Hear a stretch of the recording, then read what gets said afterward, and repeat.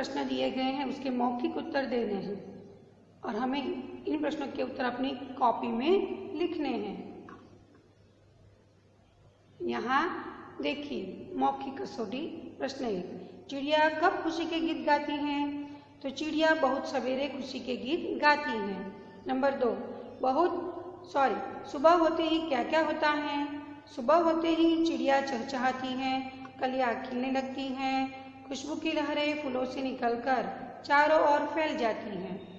3, कुत्ते को वफादार प्राणी क्यों कहा गया है? उत्तर, कुत्ता अपने मालिक के घर का भरोसेमंद चौकीदार है। कुत्ते के होते हुए चोर मालिक के घर में घुसने की हिम्मत नहीं करते। यदि चोर मालिक का सामान चुरा ले जा रहे हो तो कुत्ता उनका पीछा करता है। अगर चोरों ने कहीं सामान छिपाया है तो कुत्ता मालिक को उस जगह का पता बता देता है। अपने इन गुणों के कारण कुत्ते को वफादार प्राणी कहा गया है। 4, सभी नदियाँ कब एक होती हैं? सभी नदियाँ अलग अलग स्थानों से निकलती हैं। उनके बहाव के मार्ग भी अलग अलग हैं, परंतु जब वे सागर में मिलती हैं तब एक हो जाती हैं। 5, साधु पुरुष कैसा होना चाहिए? क्यों? तो साधु पुरुष सूप जैसा होना चाहिए। सूप अनाज को अपने पास रख लेता है और कचरे को बाहर फेंक देता है। उसी तरह साधु को सार युक्त वस्तु ग्रहण करनी चाहिए और कूड़े कचरे को यानी मोह माया को बाहर फेंक देना चाहिए। प्रश्न 2, निम्नलिखित कविताओं में से किसी एक कविता का गान कीजिए। कविता का गान कीजिए।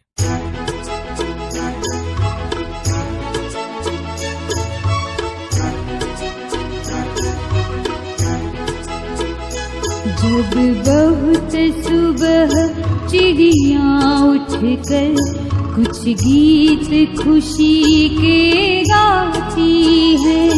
जब बहुत सुबह चिड़िया उठकर कुछ गीत खुशी के गाती है। कलियां दरवाजे खोल खोल जब दुनिया पर मुस्काती है।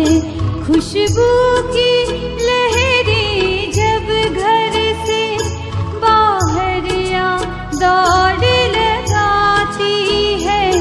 खुशबू की लहरें जब घर से बाहर या दौड़ लगाती है।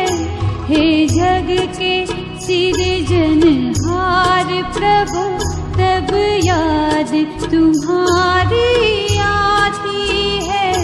हे जग के सिरजनहार प्रभु तब याद तुम्हारी आती है।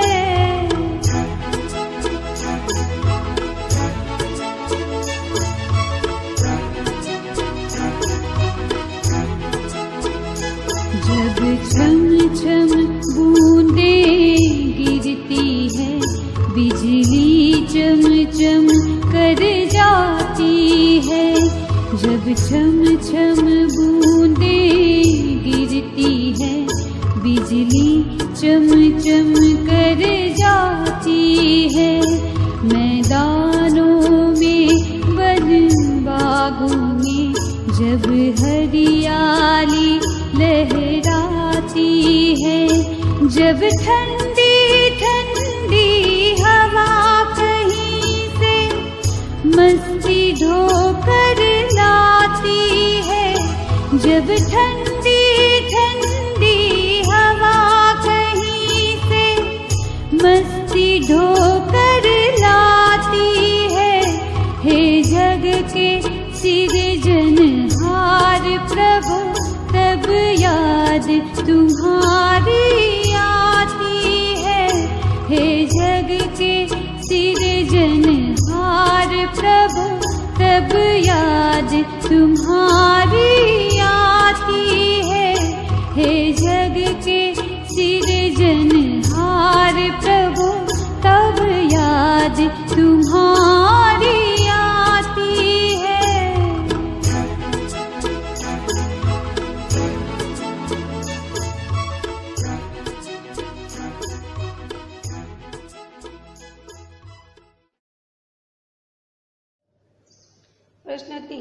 समानार्थी शब्द कोष्ठक में से ढूंढकर उदाहरण के अनुसार वाक्य प्रयोग कीजिए।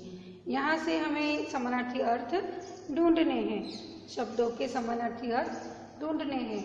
वे शब्द इसी कोष्ठक में हमें मिल जाएंगे। हमें अच्छी तरह से ध्यान रखना है, ये सारे शब्द जो हैं उसके अर्थ हमें इस कोष्ठक में से खोजने हैं। यहाँ देखिए, जल, जल का अर्थ है पानी, जो शब्द हमें यहाँ मिल जाता है, पानी। फिर है सूरज, सूरज जो है वह अर्थ हमें यहाँ मिलता है रवि। इस प्रकार हमें घेरा बनाना है, रवि। फिर है सुबह, तो सुबह का अर्थ है प्रातः काल, तो वह शब्द हमें यहाँ इस तरह मिलता है, प्रातः काल। फिर लिखना है खुशबू, तो उसका अर्थ है सुगंध, सुगंध, तो हमें यहाँ मिल जाता है सुगंध शब्द। फिर है खुशी, तो खुशी का अर्थ होता है आनंद। और अंतिम शब्द है वन, उसका अर्थ है जंगल, जो शब्द हमें यहाँ पर मिलता है। इस प्रकार हमें शब्द घेरे में से ढूंढकर अर्थ लिखना है, उसका वाक्य प्रयोग करना है। यहाँ देखिए हमने वाक्य प्रयोग किया है। जल, जल का अर्थ है पानी। वाक्य प्रयोग है, नर्मदा नदी में पानी का बहाव रहता है। यहाँ हमें जो अर्थ लिखा है उसका वाक्य प्रयोग करना है। सूरज तो रवि, रवि चारों ओर प्रकाश देता है। सुबह तो प्रातःकाल, प्रातःकाल में चिड़िया चहकती हैं। खुशबू तो सुगंध, फूल सुगंध देते हैं। खुशी तो आनंद, संगीत से हमें आनंद मिलता है। वन, इसका अर्थ है जंगल, शेर जंगल का राजा है। यहाँ देखिए प्रश्न 4, अर्थपूर्ण वाक्य बनाइए। यहाँ पर उलट सुलट शब्द हैं और उसका हमें वाक्य में प्रयोग करना है। यहाँ लिखा है कि राजधानी की है गुजरात गांधीनगर, तो हमें बनाना है कि गुजरात गांधीनगर की राजधानी है। इस प्रकार वाक्य बनाना है। यहाँ देखिए पहला वाक्य बनाया हमने, रविशंकर महाराज हमारे मुख्य सेवक थे। गांधीनगर गुजरात की राजधानी है। मोर हमारा राष्ट्रीय पक्षी और बाघ राष्ट्रीय प्राणी है। गांधी जी का जन्म 2 अक्टूबर और 1869 में पोरबंदर में हुआ था। इस प्रकार हमें सार्थक वाक्य बनाना है। प्रश्न 5, अमित को बिजली का करंट लग जाने पर उसे अस्पताल में ले जाया गया। ऐसी घटना दोबारा न घटे, इसके लिए आप अपने सुझाव दीजिए। बराबर, अमित को बिजली का करंट लग चुका है और उसे अस्पताल में ले जाया गया है, और आपके साथ ऐसी घटना न घटे, उसके लिए हम क्या करेंगे? तो बिजली का करंट लगने से बचने के लिए निम्नलिखित उपाय हमें करने चाहिए, जैसे कि विद्युत संबंधी कामकाज स्वयं न करके जानकार कारीगर से करवाना चाहिए। 2, अगर किसी को करंट लग गया हो तो उसे हाथ से छुड़ाने की कोशिश नहीं करनी चाहिए, लकड़ी से उस व्यक्ति को अलग करना चाहिए। 3, बत्ती, पंखे, गीजर आदि का बटन खोलते या बंद करते समय हाथ गीला नहीं होना चाहिए। 4, बिजली से संबंधित कार्य करते समय हाथों में रबर के ग्लव्स पहनने चाहिए। 5, बिजली के किसी उपकरण की मरम्मत करते समय हमेशा लकड़ी के स्टूल पर बैठना या खड़ा होना चाहिए और पैरों में रबर के स्लीपर पहनने चाहिए।